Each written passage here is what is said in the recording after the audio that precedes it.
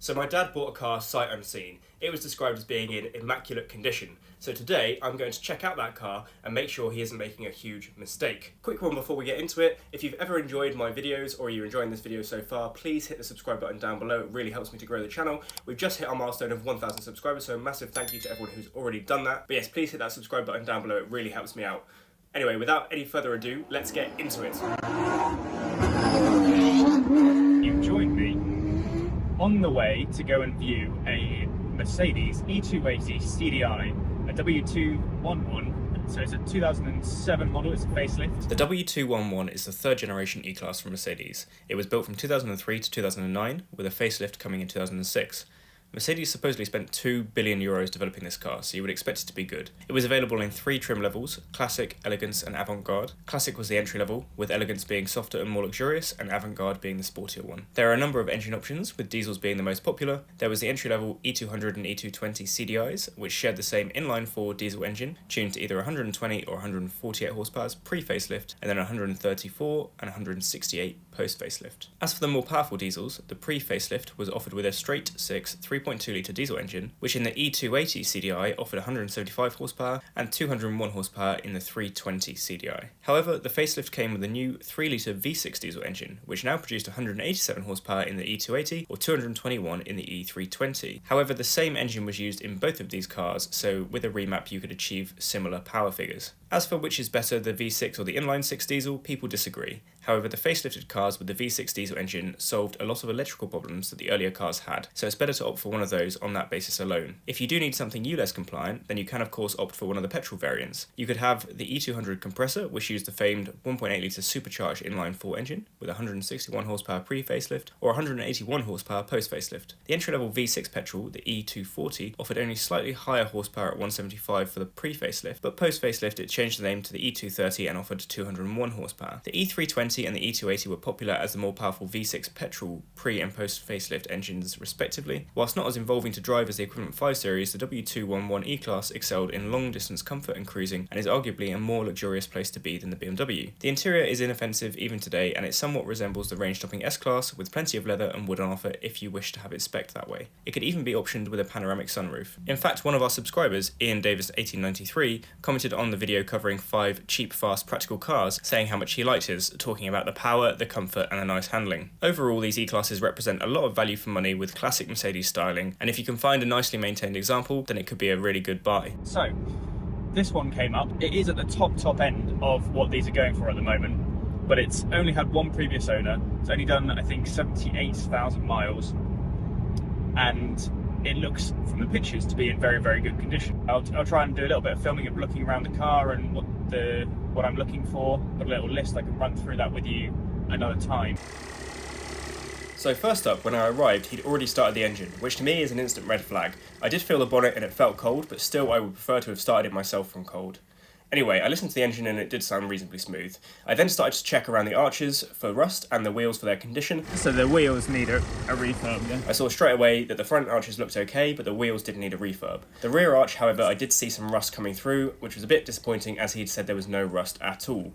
I then had a look under the boot to check for any evidence of rust along the boot edge and a general condition check, and it did look pretty clean. I had a quick look underneath, and obviously you can't tell too much without getting it up on a ramp, but generally underneath the condition looked pretty good, and I could even see some fairly new looking springs, which is promising.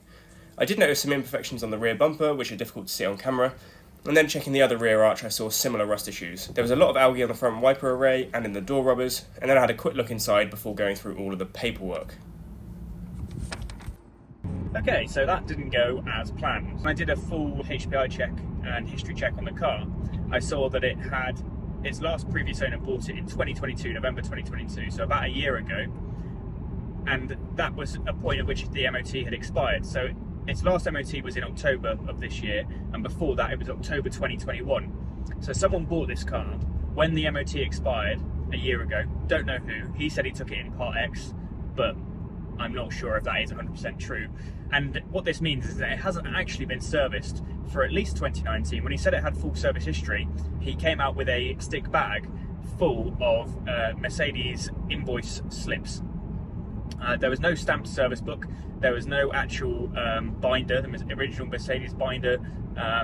So again, a red flag. And when I looked through the 2019 issues, it was actually MOTs and MOT failures, and looking into suspension issues and transmission issues and drop links and all sorts of things like that. So yes, I couldn't actually find a service history. So the car hadn't been serviced for at least 4 years, and in that time it's only covered, I'll have to check again, but I think it's covered maybe 2,000 miles.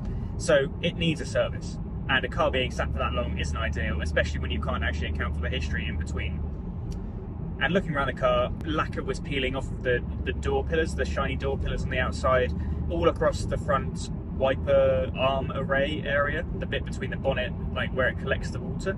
That was all green and covered in algae. There was also evidence of that in the door trim. You know, if that's what the dealer thinks is immaculate, then that's not a good judgment in my book. So I'd already made my mind up just from looking around this stuff outside already that it was probably a no, or at least I was thinking it way less money than he was actually asking. But then I opened the door and I looked at the driver's bolster, and it had a massive hole in it, which looked like it could be a cigarette burn or something, but like a big hole, as well as imperfections and marks.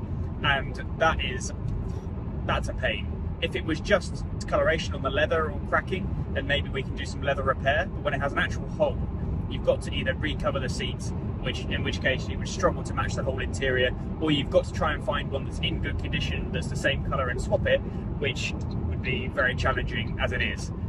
So, all in all, it's a no. Luckily, I was able to negotiate the deposit back from the dealer because the car wasn't as described, but you may not be so lucky, especially if you had it delivered unseen, so be careful.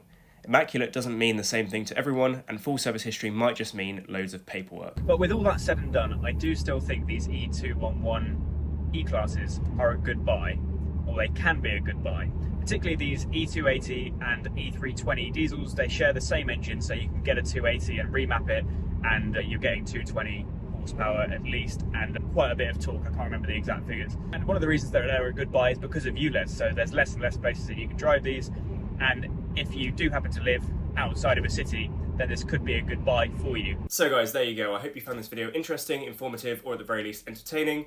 Please subscribe here if you haven't already. There's another video up here. Don't worry, there's going to be more Saab content coming soon. There's going to be more top 5 lists, so stay tuned for all of that, and I'll catch you guys in the next one.